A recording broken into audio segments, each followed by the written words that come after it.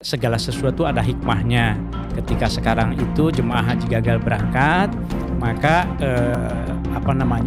salah satu yang bisa dilakukan adalah mematangkan pengetahuan tentang manasik haji.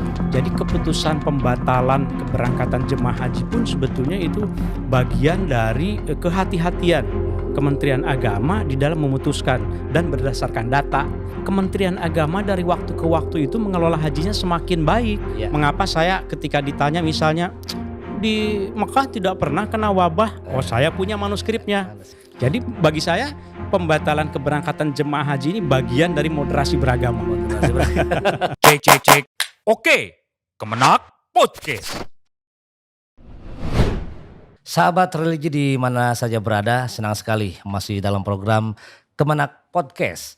Dan kita masih bersama narasumber kita yang banyak memberikan pencerahan dan juga informasi yang saat ini tengah viral di media massa dan juga khalayak di masyarakat, terutama yang berkaitan dengan haji.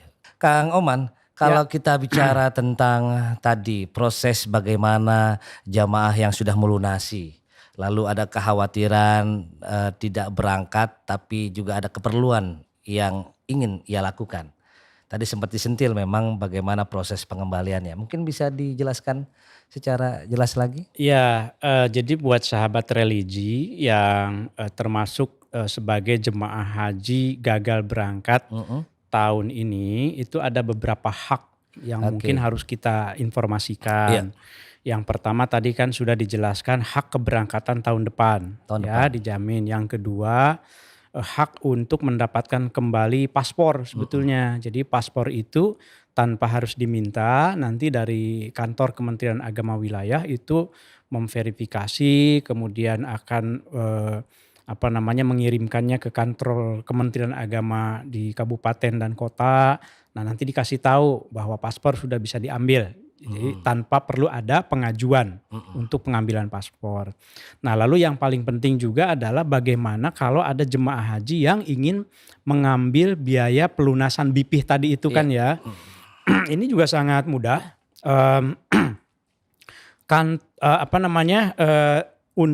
Untuk pengambilan kembali biaya pelunasan BP itu jemaah haji diminta untuk mengajukan kalau ini, karena kan tadi kan ada juga yang disimpan saja di BPKH untuk mendapatkan dana manfaat kan tahun depannya. Tapi kalau mau mengambil berarti jemaah haji mengajukan surat permohonan ke kantor Kementerian Agama kabupaten dan kota masing-masing. Gitu. Ke Kemenak kota kabupaten dulu yang ya terdekat ya, di unit terdekatnya ya, tidak ke Kanwil, tidak. Lalu apa yang harus dibawa? Pertama tentu bawa bukti pelunasan BPIH-nya itu. Kemudian yang kedua bawa buku rekeningnya. Kemudian juga bawa KTP, tentu saja fotokopinya ya. Jangan yang aslinya. Ya aslinya dibawa juga, tapi yang diserahkan fotokopinya. Kemudian tinggalkan nomor telepon yang bisa dihubungi. Nah, nanti itu semua diverifikasi. Nanti kantor Kementerian Agama kabupaten dan kota itu mengirimkan datanya ke Kemenag Pusat. Kemudian nanti Kemenag Pusat yang akan mengirimkan data itu ke BPKH. Nanti BPKH lah yang akan mengeluarkan surat perintah untuk membayar itu ya. Mengembalikan ke bank. Jadi BPKH nanti memerintahkan bank penerima setoran jemaah itu untuk kembalikan biaya pelunasannya itu ke jemaah. Itu kami di Kementerian Agama sudah menghitung kira-kira itu 9 hari perlu waktu dari mulai pengajuan sampai ke pelunasan, pengembalian gitu ya. Mudah-mudahan tidak ada halangan gitu. Ini kan berkaitan dengan proses bagaimana pemerintah dalam hal ini Kementerian Agama ingin memberikan pelayanan dan menjaga azas kepercayaan. Betul. Kepercayaan itu artinya ketika jamaah sahabat religi sudah menyetorkan untuk pelunasan dalam kondisi lalu ada pembatalan ketika ada penundaan atau pembatalan keberangkatan, ini bisa untuk jamaah yang ingin ada perlu bisa diambil kembali. Dengan proses tadi, mudah-mudahan 9 hari itu bisa 9 hari kira-kira ya. Gitu ya. Dan sekarang sudah bisa mulai, sudah mulai kalau ada yang mau gitu.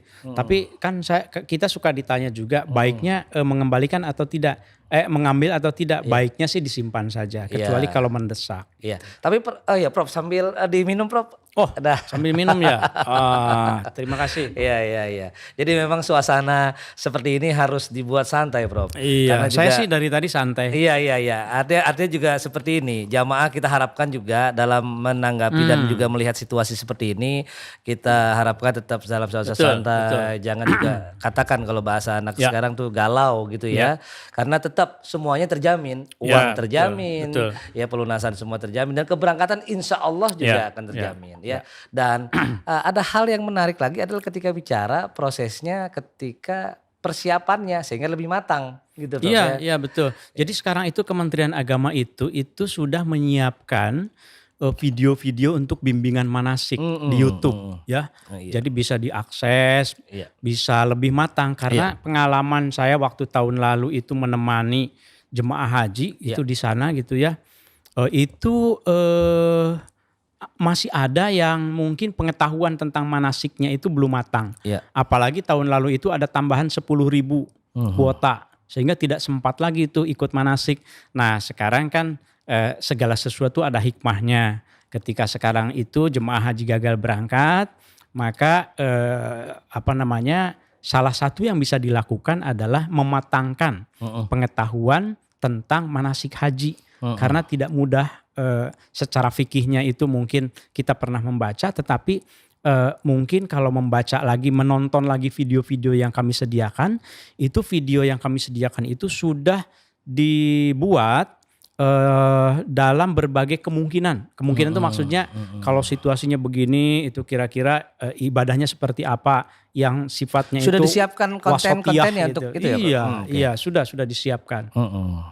Sehingga masyarakat lebih dalam posisi kan katakan apalagi kita harus menjaga jarak dari kerumunan segala macam. Situasi-situasi itu bisa dimanfaatkan untuk menambah ilmu. Iya, Prof. memang tentu kita harus melihat juga situasi tahun depan ya. Mudah-mudahan sih wabah sudah tidak ada lagi. Mudah-mudahan vaksin sudah ditemukan. Tapi bagaimana kalau seandainya tahun depan itu situasinya masih pandemi di musim Zulhijjah tahun depan. Nah tentu ini akan kita lihat bersama-sama kuotanya apakah bertambah atau tidak, kuotanya apakah masih seperti tahun ini atau tidak. Yang jelas kalau misalnya tahun depan ternyata masih wabah misalnya, naudzubillah ya, mudah-mudahan sih tidak. Lalu harus ada pembatasan. Misalnya kuotanya berarti memang pengetahuan pengalaman selama setahun ini tentang jaga jarak, tentang protokol kesehatan. Nah itu juga harus menjadi pengetahuan kita supaya kita tetap bisa melaksanakan ibadah haji misalnya tetapi dengan protokol yang ketat. Yang gitu. ketat. Nah bicara tentang proses sedemikian, ini ada skema yang dilakukan juga untuk Kementerian Agama dalam hari ini Prof. Menjaga jarak termasuk juga tadi informasi-informasi yang disampaikan. Tadi ketika ada penundaan jamaah yang sudah melunasi lalu dia mengambil uangnya, dipastikan juga dia masih masuk kecuali kalau diambil 100% sudah hilang. Tapi kalau hanya pelunasan saja sedangkan porsinya masih ada di sana masih berangkat gitu Prof. Berangkat. Gitu ya. Ya. Lalu kaitan dengan jumlah terakhir informasi jumlah yang jamaah yang berangkat pada tahun ini, Jumlahnya kuota, ya. Jadi menurut catatan Siskohat, nah ini juga salah satu hal yang perlu dipromosikan juga bahwa Kementerian Agama itu mengelola hajinya itu dengan sistem informasi dan komunikasi pengelolaan haji ya. Jadi Siskohat itu sebetulnya cermin bahwa Kementerian Agama dari waktu ke waktu itu mengelola hajinya semakin baik. Gitu, semakin cerdas, semakin pintar sebetulnya begitu ya ketika mengelola haji. Karena kalau tidak dulu itu kan nggak pakai sistem, nyatetnya juga asal aja. Jadi keputusan pembatalan keberangkatan jemaah haji pun sebetulnya itu bagian dari kehati-hatian Kementerian Agama di dalam memutuskan dan berdasarkan data. Nah dalam data Siskohat itu sampai terakhir masa pelunasan yang tahap kedua itu dari kan kuota kita keseluruhannya 221.000 ya. 221 ya. Total kuotanya. Nah, yang melunasi itu dari jemaah haji reguler ada 190.669 jemaah haji. Kemudian dari haji khusus itu ada 13.309. Sehingga total yang melunasi itu ada 203.978. Masih ada lagi tuh ya. Nah, yang 203.978 ini yang dipastikan itu menjadi otomatis menjadi jemaah haji tahun depan gitu ya, yang berhak tahun depan. Tentu soal biaya pelunasan tadi itu diambil atau tidak. Memang ada yang membayar cadangan tahun ini juga ya. Nah, tetapi nanti tentu ada mekanisme sesuai ketentuan yang cadangan ini bagaimana pemberangkatannya tergantung kuota tahun depan.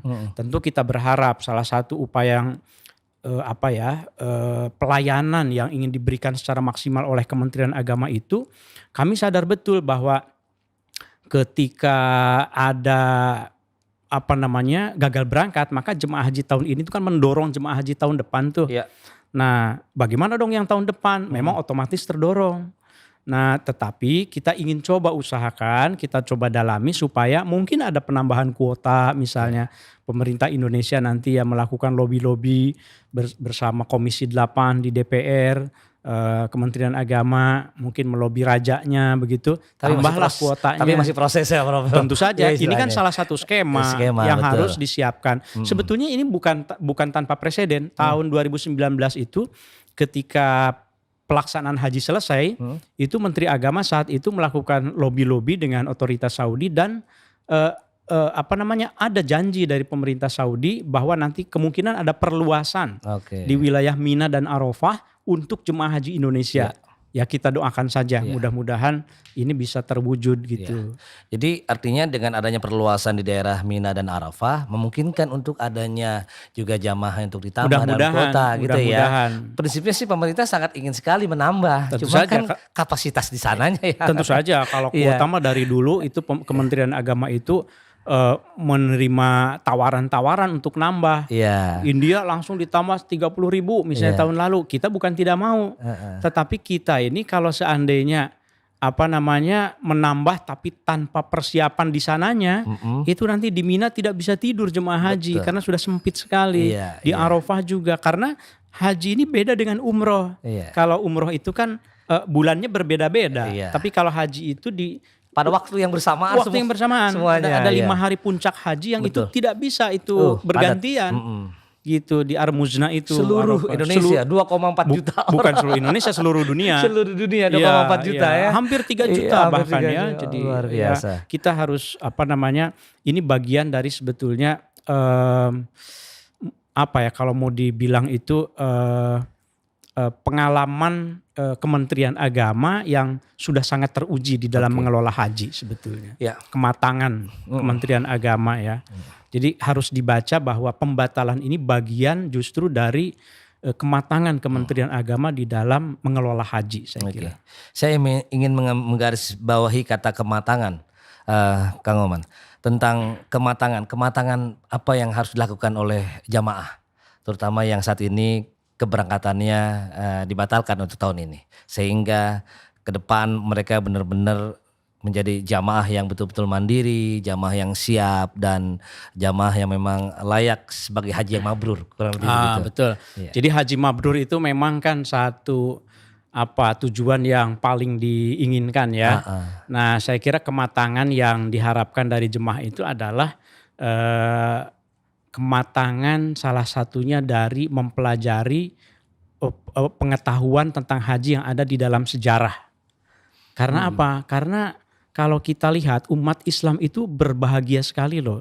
Itu memiliki catatan-catatan sejarah dalam manuskrip yang saya tadi ceritakan tentang bagaimana kalau seandainya haji itu dilaksanakan dalam situasi sulit gitu ya. Kan di dalam haji juga ada yang wajib, ada yang sunnah.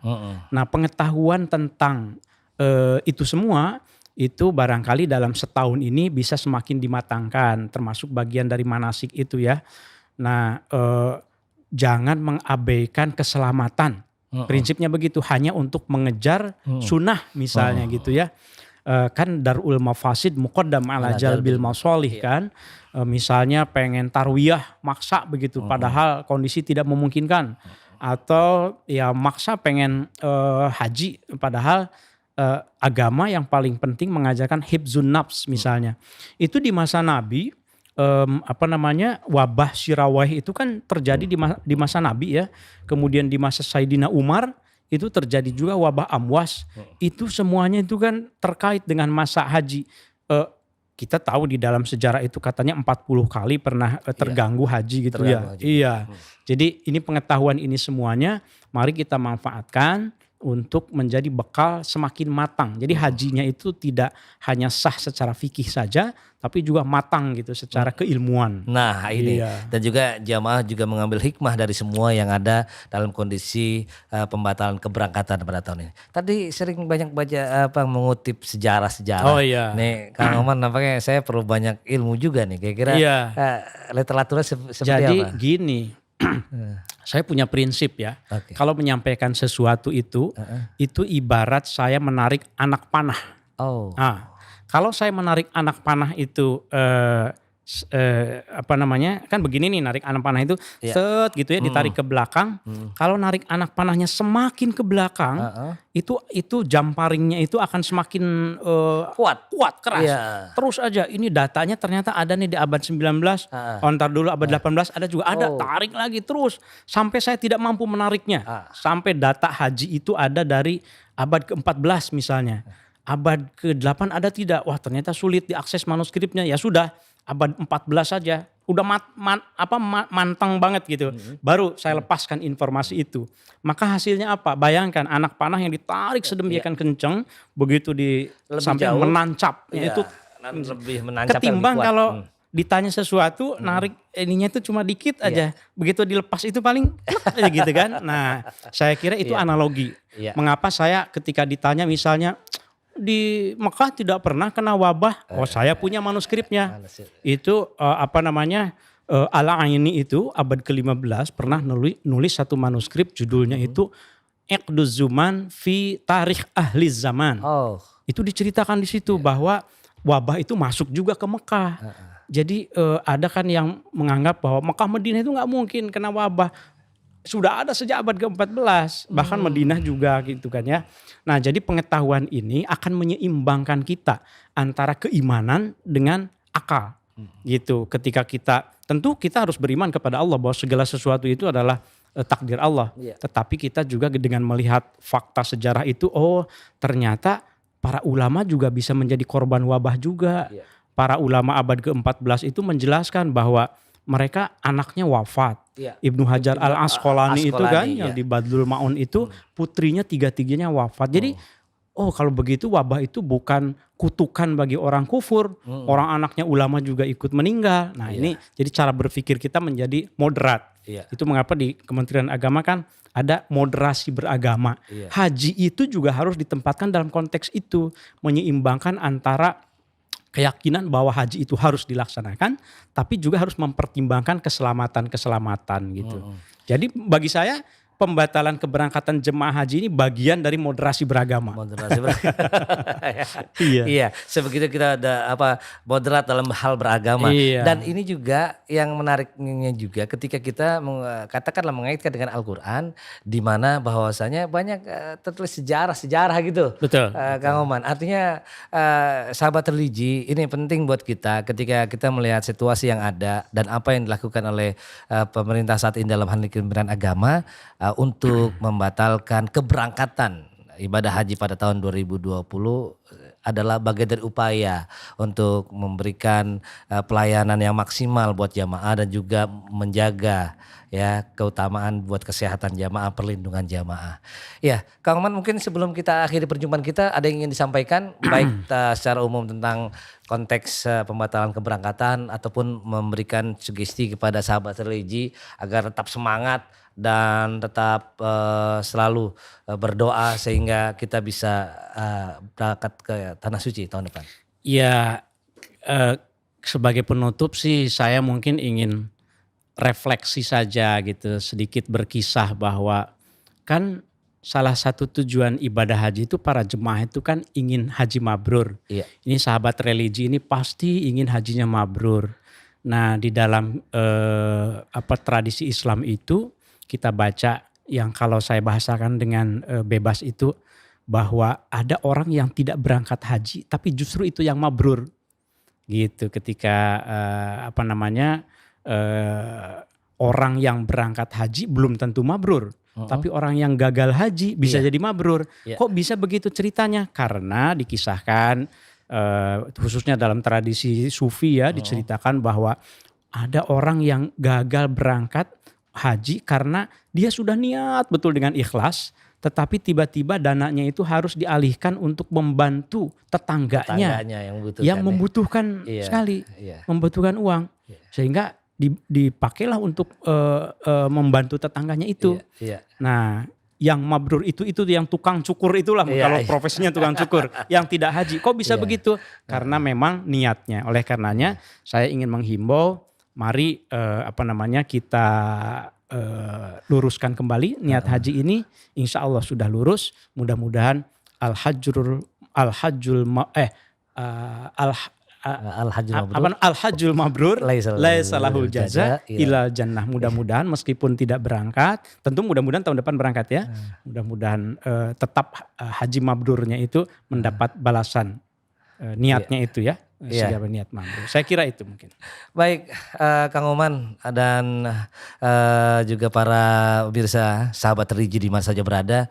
Ini alhamdulillah terima kasih atas kesempatannya. Sama-sama. Di padatnya waktu dalam kondisi suasana seperti ini, Kang Oman bisa menyempatkan untuk berdiskusi dengan kita dan juga menyampaikan informasi yang jelas, yang lugas, yang tuntas nampaknya untuk para sahabat religi, sehingga insya Allah ya tetap semangat. Ya, yang sudah menyetorkan, yang sudah melunasi, insya Allah ya bisa dapat menaikkan ibadah haji pada tahun yang akan datang.